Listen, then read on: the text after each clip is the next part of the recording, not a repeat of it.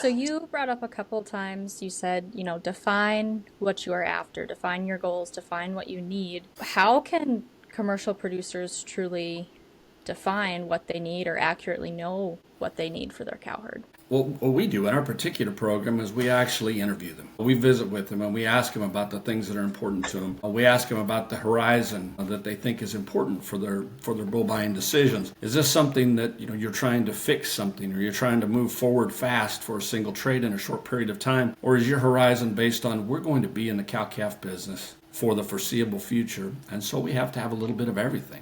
Can we sort our cows and have part of our cows that are focused on the long term and part of our cows that are focused on short term income and profit? So we have that conversation up front so that when we use the right bull technology, it's as well suited to your specific program and your specific breeding objectives as it possibly can be. And I think that's the best way to start, the best way to help define that. So can you walk me through what that right bull process looks like so that we have a better understanding of how it's helping producers make more confident decisions? Sure, and I'll outline it just a little bit for you if I think that's what you're asking for. It makes good sense to me. We work with Top Genomics and been working with Top Genomics since 2018, primarily on seed stock decision making, precision mating for seed stock herds, which is very much one bull, one cow, and being as precise as you can to help match those matings, again, genomically, reduction of inbreeding, maximizing the effects that you want to have from, again, a breeding objective perspective, and doing it cow by cow. But we realize that in the commercial cow-calf business, although there's certainly some AI,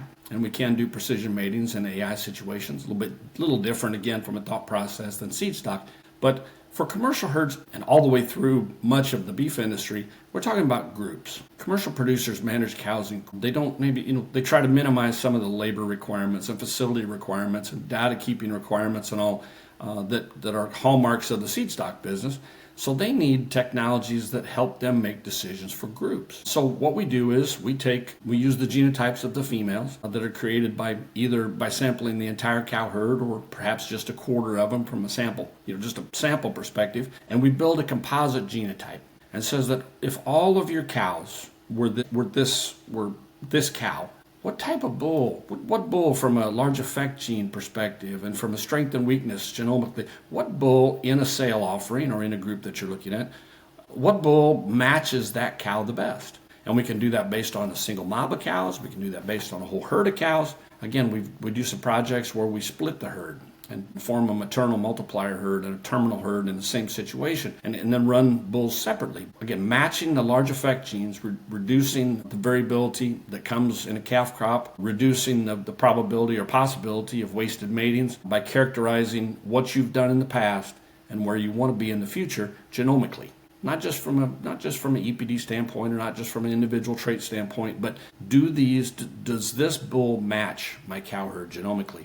And does he help me reduce inbreeding, which is something we don't talk about that much in commercial cow-calf business, but inbreeding is the enemy of commercial cow-calf business. Part of the reason crossbreeding and things like that works so well. But can we get all of that and build a decision-making tool that helps us go to our seed stock provider, who we've chosen for lots of reasons, because we believe in what they do, because they provide great service, because they're honest about their data and fair in their representation of the cattle, whatever is the reason we picked that particular herd. Then we go in and take a deep dive into the bulls that are available and rank those bulls based on how they fit genomically with your cows, how they fit your breeding objectives, and how they help you reduce the negative effects of inbreeding in your commercial herd. Okay, so as a commercial producer, say myself, if my husband and I wanted to do this, then we would have to tell you we specifically want to check bulls from these specific seed stock suppliers. Like the seed stock suppliers have to be on board with it as well. Is that correct?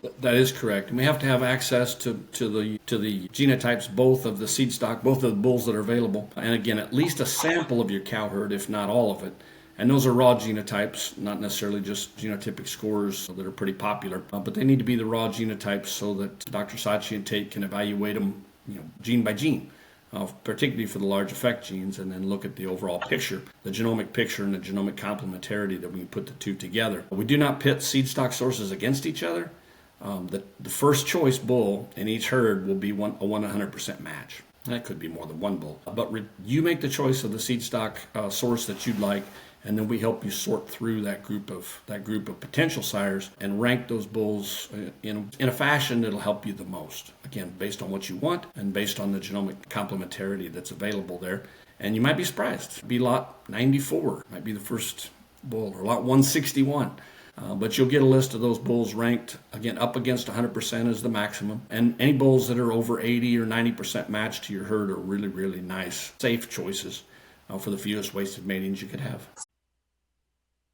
Folks, if you want the full scoop on this conversation, be sure to listen to the full podcast episode on casual cattle conversations. You can find that on YouTube, Apple Podcasts, Spotify, and frankly, wherever you find your favorite podcasts. With that, happy ranching, folks.